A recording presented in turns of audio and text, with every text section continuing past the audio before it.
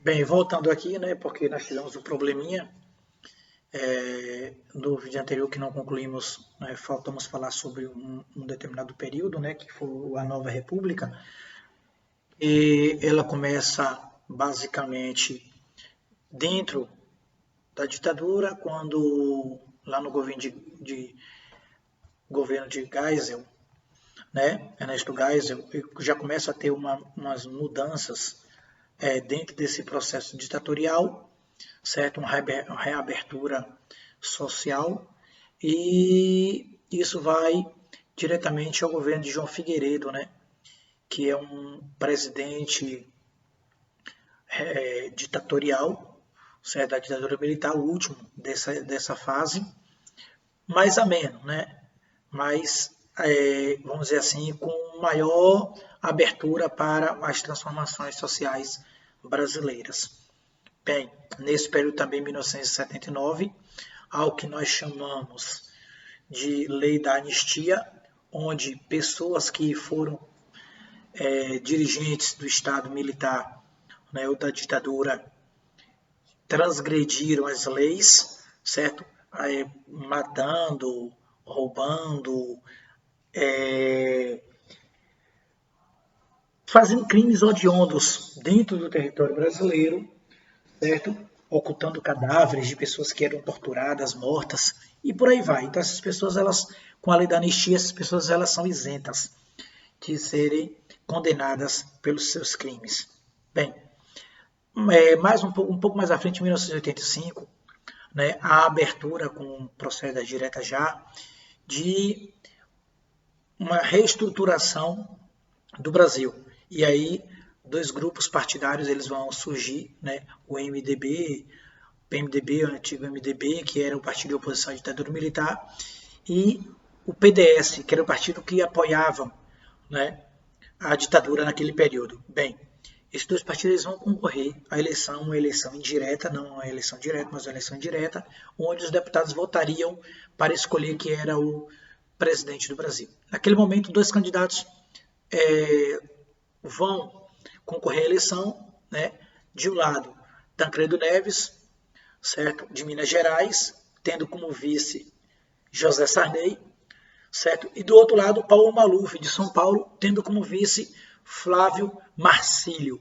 Então, Paulo Maluf, ele perde a eleição naquele período, né? José Sarney ele tem 480 votos, 72,40% dos eleitores votam nele, e Maluf apenas 180 votos, 27,30%.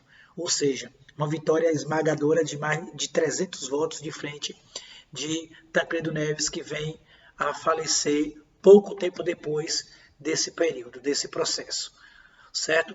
Um outro ponto interessante aqui, que nós podemos ver também nesse período, é o surgimento de vários nomes, né, na política nacional. Vários nomes que vão impactar a nossa política.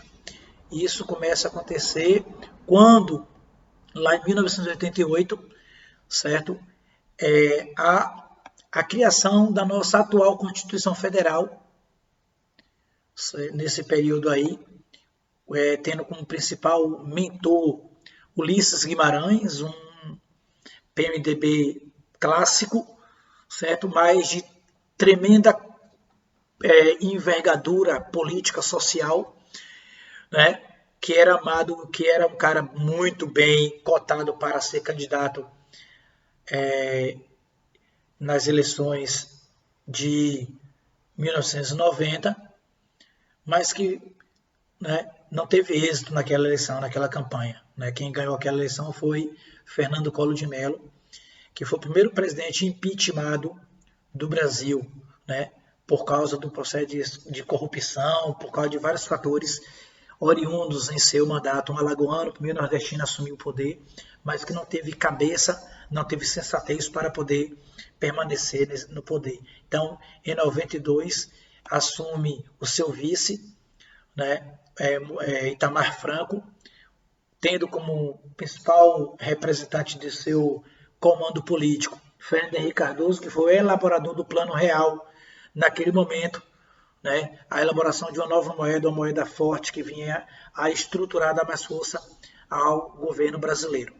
Bem, e após a saída de Itamar, Fernando Henrique entra no poder, certo? Fica no poder durante 2 mandatos, fortalece a nossa economia, mas ao mesmo tempo vende muitas de nossas estatais. E no ano de 2000, Lula, né, Luiz Inácio Lula da Silva, assume o poder, certo?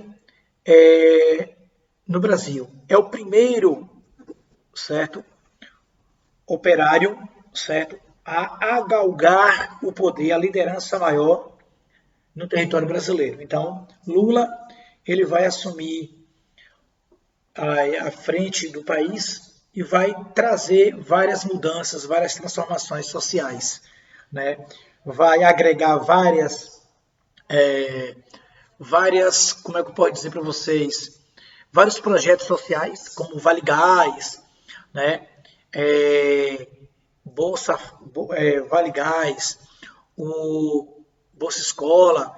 Então ele vai agregar esses e outros programas ao Bolsa Família, né? Um programa social mais amplo, um programa social mais abrangente, que vai ajudar a sociedade brasileira mais humilde, né, a sair do alto índice de pobreza naquele momento.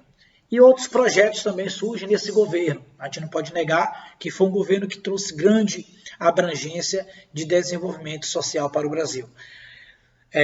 Como, por exemplo, Luz para Todos, Água para Todos e várias implementações. Então, foi um governo que durou 8 anos e, apesar de todos os seus percalços, né, depois, com a questão de vários fatores sociais relacionados ao processo de corrupção, entre outros, mas foi um governo que trouxe muitos benefícios para o Brasil.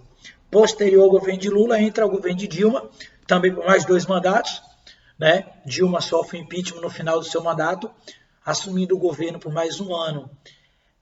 Michel Temer, né, seu vice-presidente, sinceramente falando, para mim, um dos piores presidentes que o Brasil já teve, né? O cara foi totalmente indigno daquilo que ele assumiu. Então, eu vejo esse impeachment, uma opinião minha própria como pessoa, como algo inimaginável, certo? Algo inaceitável. E agora, né, o governo do atual presidente da República, o Jair Bolsonaro. Então aí nós vemos algumas transformações na estrutura social política do Brasil. Valeu aí, que vocês vejam, assistam esse vídeo. Posteriormente nós estaremos enviando também para vocês uma atividade relacionada ao conteúdo. Valeu, muito obrigado.